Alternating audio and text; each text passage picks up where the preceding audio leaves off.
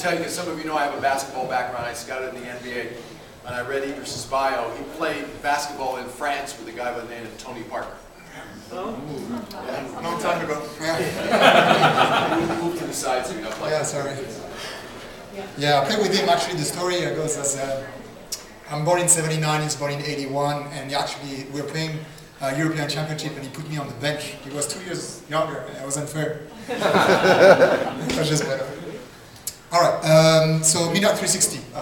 MENA 360 is a one-stop shop for e-commerce companies based here in the US to come to the Middle East. Okay, we provide turnkey solutions for them to come here. That includes website customization, digital marketing, and logistics. It's like a one-stop shop for them to come to a market that is booming.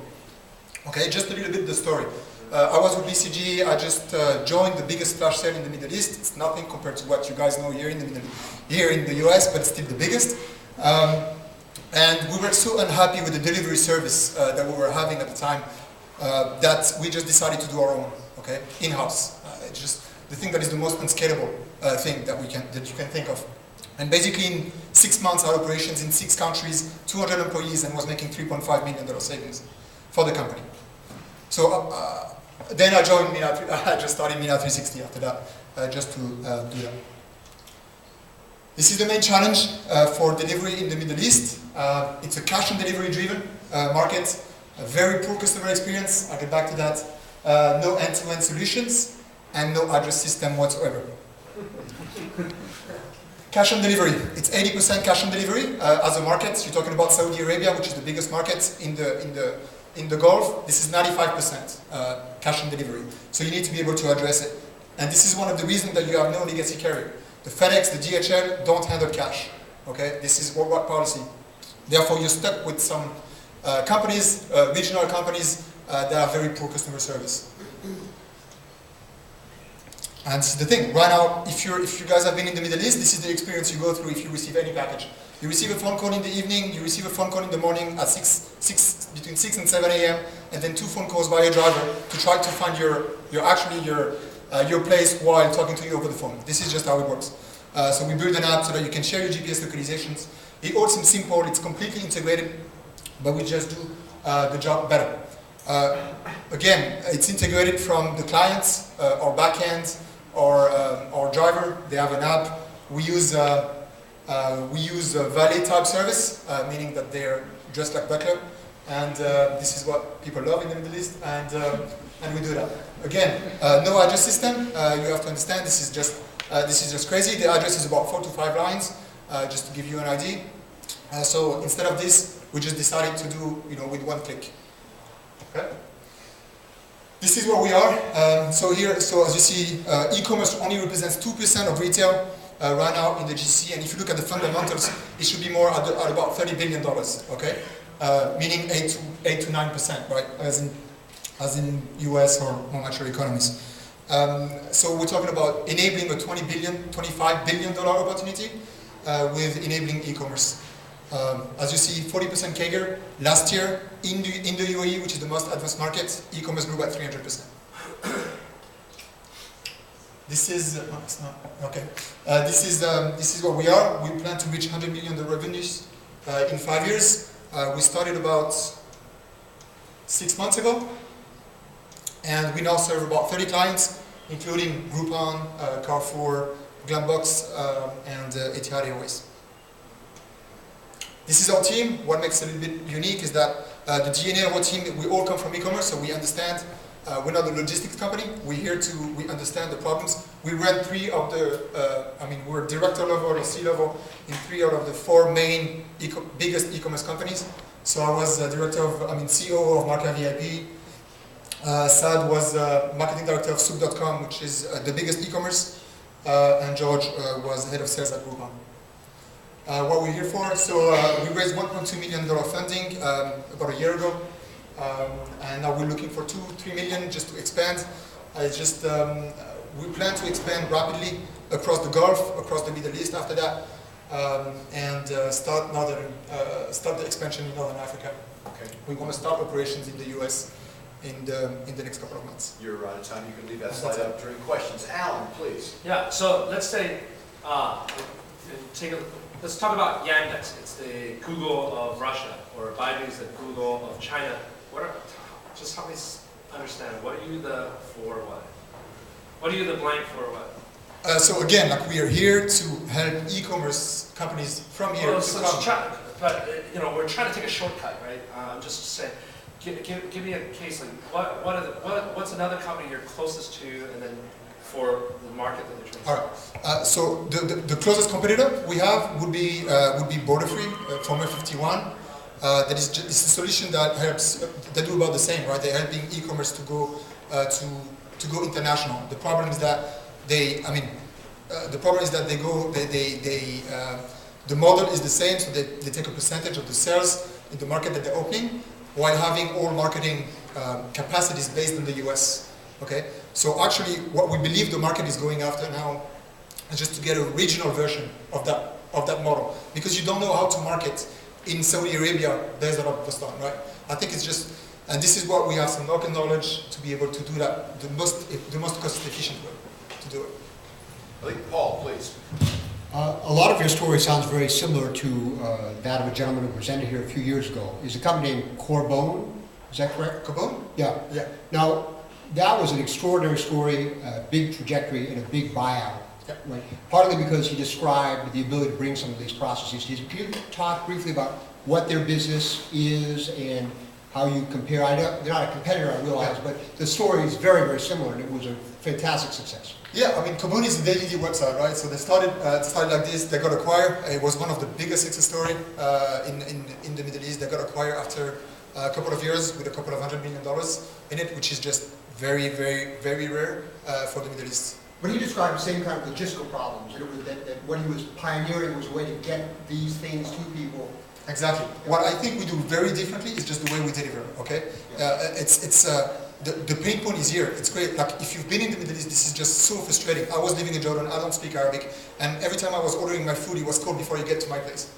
So this is just not possible, right? There is ways to make it better, and the fact that we're completely integrated, that the guy just download the app, upload the GPS localization, and that's it, and that works. Okay. We need to. We just need to make it more 21st century than what it is now. Noah. Two questions. Is the target primarily e-commerce companies for your partners? And how do you scale this business? Do you need to build warehouses? Do you need to invest in infrastructure? Yeah. First question, sorry. Who's the target customer? Exactly. Yeah. So yes, it's mainly e-commerce for now, because this is just this is what we know. This is what we come from. We're planning to do more like courier service at some point. We thought about it. The market is very small in the GCC compared to what it is here. I don't know if it's a problem of supply or problem of demand. Just not the offering is not there, so maybe that's why it's not there. We also want to enable two things, right? Like C2C kind of model, and everything that is about reverse logistics, right? Easy return, everything that build the e-commerce. Right now in the Middle East, if you order a return, the driver's gonna come and pick it up in 3 days. Okay, we just don't want to do it. Just to clarify, would you enable global brands to sell in the Middle East as well as local companies to sell more efficiently? Yes. So your target is the global brands. The target is so right now, so based on the 30 clients we have, it's only either retailers that are right now that want to go online, and we help them with the digital marketing website, okay? And now we're just starting now the US operations, helping them come here. And then do you need to invest in your own infrastructure in order to scale Yes. this? So balance sheet is very light for now. We lease our cars. Drivers is not too expensive in this part of the world. So yes, it's scalable. As far as infrastructure, we have a warehouse in Dubai. And yes, so there's not. When we think about logistics, you think about big trucks. So like 90% of what we sell in the flash website that we had, it's less than 3 kilos, right? So we actually have regular cars, and it works. It works. My constraint is how many deliveries you can do in a day per driver. And based on this constraint, a regular car is enough. Okay, so we're out of time for questions. You can put the mic down, give it to Alan, or over here to Eric. Eric's going to start with feedback, and then Alan, Paul, and Noah. Eric, use the mic. Alan, use the mic to Eric, please. Okay. You said a couple of times that you're not a logistics company. Not sure I fully agree based on what you've said, but let's call it logistics light, with certainly a technology layer. I guess the question for me is I'm not really sure that I have yet put together why you need to be a solution for the global brands. Why aren't you just the local solution that gives the purchaser the comfort of buying from a global brand and the confidence that the product will get to them? Why do you have to be integrated with the global brand? That didn't really come through to me. I'm not sure as I'm thinking about this that I understand that if I'm somebody who lives in the UAE or somewhere else and I'm ordering something online from a major brand, how am I going to touch your service at the point of purchase? Isn't it a back-end logistics solution? This is non-rebuttal, so I don't know. But that's the question that I would have asked you to answer, and I'm not sure that came through. And so I'm left wondering just how big and how capital-intensive a project is this. And I don't know. You've said we're not big trucks, we use regular cars, and we're sort of a tech play. But even so, the scope of this didn't come through for me in the presentation, and so I'm scratching my head. I might want to take a meeting to get to know more, so that's the good news. But you could have given me the answer better. Alan. Yeah, I asked my question because I didn't get it at all, but I think I get a little bit of it, and I think you should. There's a company that was recently bought out just a few days ago called InnoTrack by a private equity firm called Sterling Partners, and that was a really interesting model that's very similar to yours. There was a lot of warehousing and fulfillment, and a lot of actually direct interaction with the end customer, taking phone calls and orders, and there was not a lot of web to it. And I always thought, wow, this company would be huge if it had some web and some mobile web. And nevertheless, it was really, really successful. It worked here, but we have this, we've been building all this infrastructure. I'm hoping that, you don't need that. You don't need all that infrastructure. That your solution is a leapfrog solution. I'm not sure that it is, but you should take a look at InnoTrack and study that, and then say, hey, we've got an additional web component to it, and that might be an interesting differentiating factor. Okay. Paul? Sounds like I like it a lot better than the other two panelists who've commented so far. I thought you did great. I thought your style was great. I thought the presentation was great. There are questions. The competitive landscape is a little bit hard to gather. It's easy to get a vision of a part of the world where nothing moves and nothing ever is delivered, ever. And that can't really be what's going on. I assume I can get a package eventually to most places that you're talking about. So a little bit about the landscape.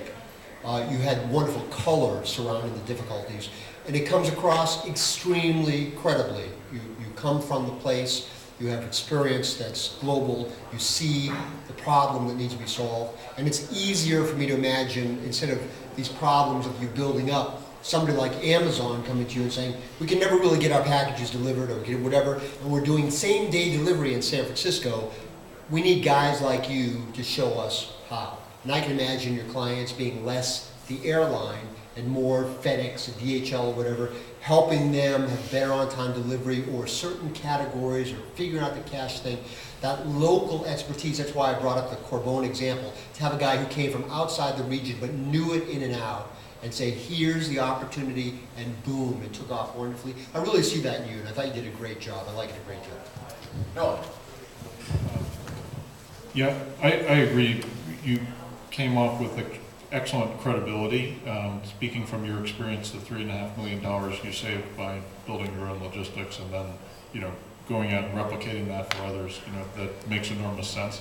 I think from the standpoint of investment and, how you build up your value proposition to investors, I think understanding that sort of next phase of the business, how it reaches a larger scale, and what does that take?